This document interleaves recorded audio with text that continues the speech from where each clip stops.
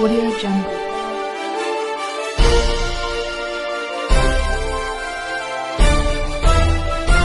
Audio Jungle.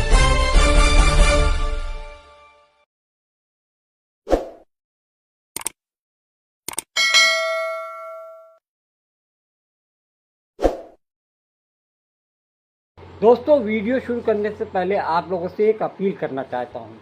निष्पक्ष और निडर पत्रकारिता को बढ़ावा देने के लिए हम जैसे छोटे मध्यम श्रेणी के जो यूट्यूबर हैं, पत्रकार हैं, जिनके पास इतने संसाधन नहीं हैं जितने कि बड़े बड़े चैनलों के पास होते हैं, उनको बढ़ावा देने के लिए आप हमारे वीडियो को अधिक से अधिक लोगों के बीच में शेयर करें, सब्सक्राइब करें और लाइक करें। अब हम बात शुरू करते हैं आज के वीडियो के बारे में। हम आपको ये बताना चाहते हैं कि ऐसा लगने लगा है कि देश लगभग 100-200 साल पीछे पहुंच गया है। जहां देखिए धार्मिक यात्राएं, धार्मिक अनुष्ठान, यज्ञ, हवन, इन सब चीज़ों की बहुतायत होती जा रही है। इस चीज़ के ऐसा लगता ही नहीं कि हम 21वीं सदी में प्रवेश कर चुके हैं। एक तरफ भारत और देश के प्रधानमंत्री ये कह रहे हैं कि हम विश्व गुरु बनने जा रहे हैं, दूसरी तरफ हम वैज्ञानिक दृष्टिकोणों को भुलाते हुए धार्मिक अनुष्ठानों के बीच में अपने आप को उलझाते जा रहे हैं।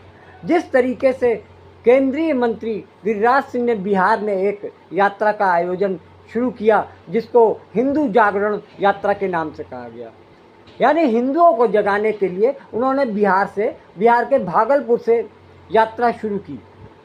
बिहार के भागलपुर से यात्रा करने का क्या उद्देश्य हो सकता है, ये तो केवल मंत्री जी बता सकते हैं। लेकिन आपकी जानकारी के लिए बता दें कि बिहार के केवल हिंदुओं को जागरण करने के लिए गिरिराज सिंह ने 81% हिंदुओं को जगाने का प्रयास किया। बाकी 19% हिंदू, दलित,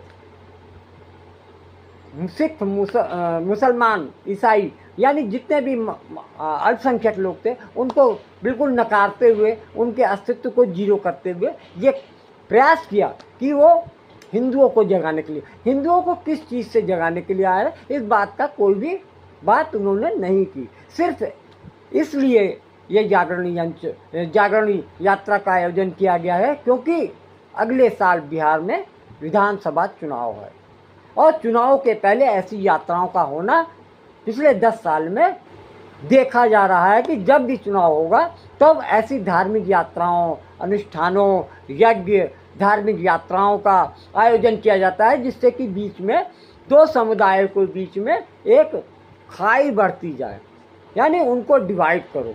डिवाइड एंड रूल वाला फार्मूला तो अंग्रेज इस्तेमाल करते थे, लेकिन आज के समय में इस फार्मूले को एक सत्ताधारी दल ने पूरी तरीके से उसको अपने पक्ष में करने के लिए इसको हथियार बना लिया है।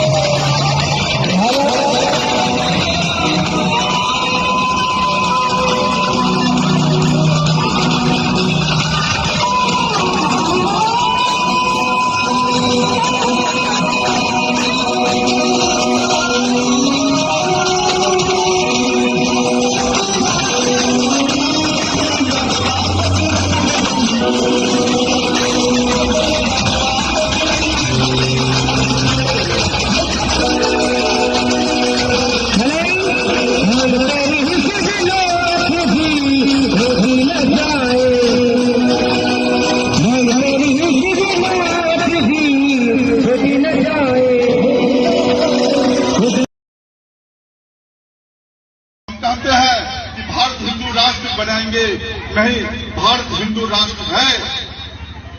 जो भी है वो भारत में है।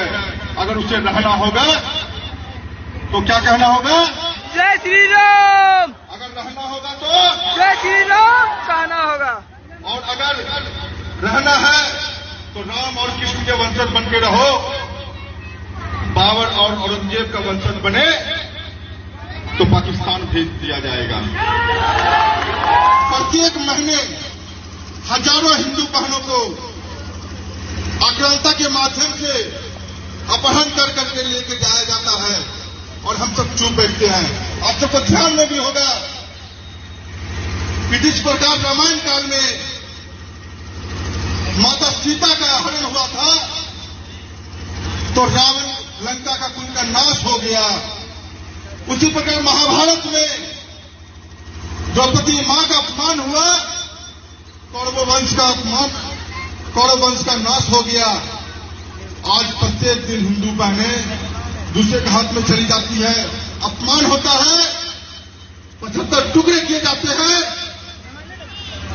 और उस कुल का नाश नहीं होता। इसलिए मैं हिंदू युवाओं को जागृत करने के लिए आया हूं बजरंग के माध्यम से कि आप में शौर्य है और इस भारत मां के संतान है और इस भारत भूमि के लिए हम जान देने के लिए भी तैयार हैं और जान देने के लिए भी तैयार हैं। बोतलें फेंक रहे ये है हुआ लाठी चार दो गलत है।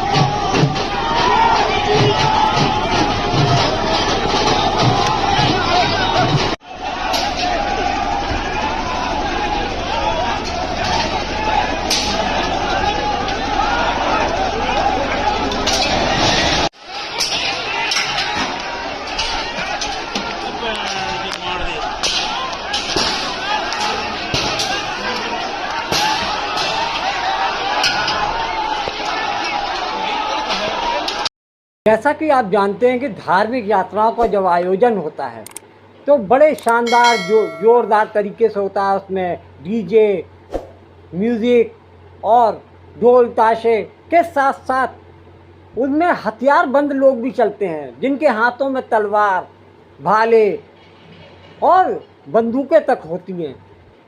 अब इन यात्रा निकालने वालों या आयोजकों से सवाल किया जाना चाहिए कि ऐसी धार्मिक अनुष्ठान वाली धार्मिक यात्राओं के बीच में हिंदुओं को जगाने या किसी को जागृत करने की यात्रा में इन हथियारों का क्या काम होता है।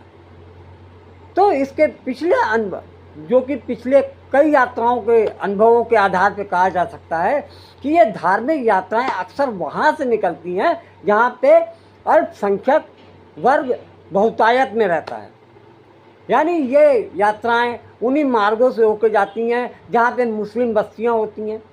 वहाँ पे जाकर ये मुस्लिम समुदाय के बीच में जाकर ज़ोर ज़ोर से लाउड स्पीकर पर जय श्री राम के नारे लगाते हैं।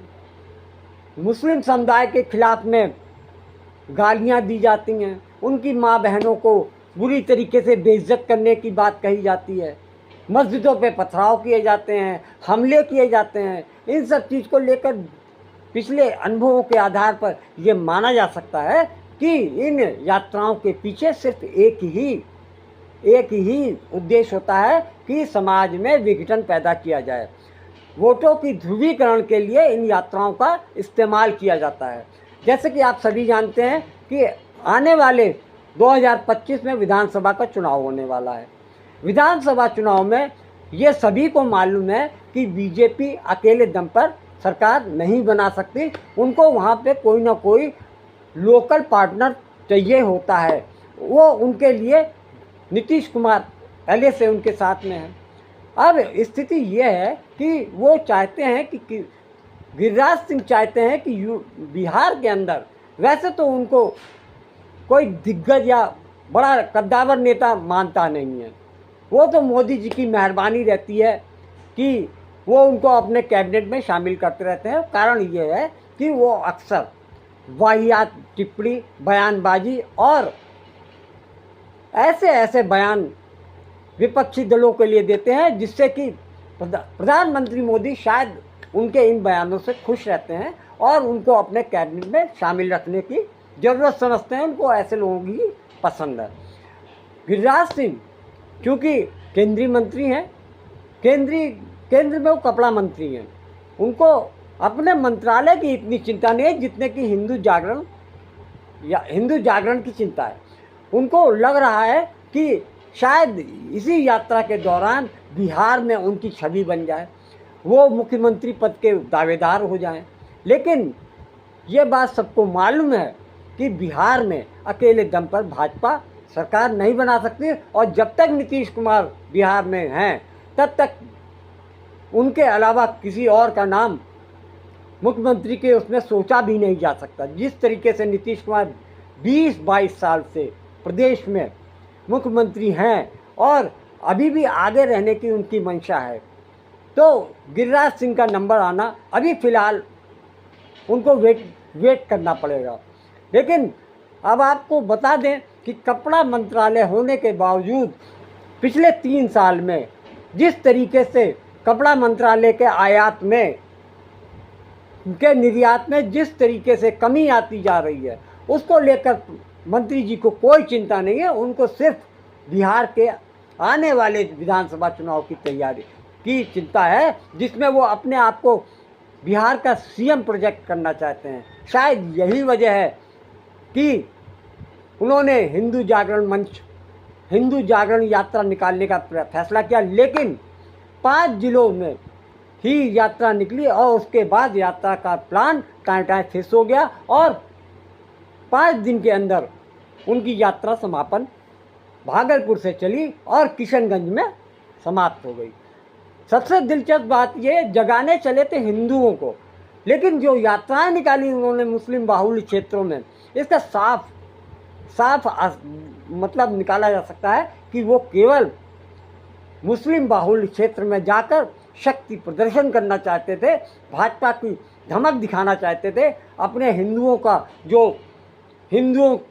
बढ़ता हुआ रूप या हिंदुओं के बढ़ते प्रभाव को वो मुसलमानों पर जताना चाहते थे कि हमसे मत टकराना वरना मिटा दिए जाओगे। यही एक संदेश उनकी यात्रा में रहा। कारण यह है क्योंकि यात्रा के दौरान जिस तरीके से हथियारों का प्रदर्शन किया गया, उससे साफ जाहिर है कि भाजपा अपनी यात्राओं के दौरान दूसरे समाज को डराने के लिए अपनी शक्ति का प्रदर्शन करती रही है। बहराइच जो कुछ हुआ है, मैं अपने पत्रकार साथियों का धन्यवाद देना चाहता हूं और खासकर उन यूट्यूबर्स को, उन तमाम सोशल मीडिया के लोगों को जिन्होंने निष्पक्ष होकर के सच्चाई सामने लाने का काम किया।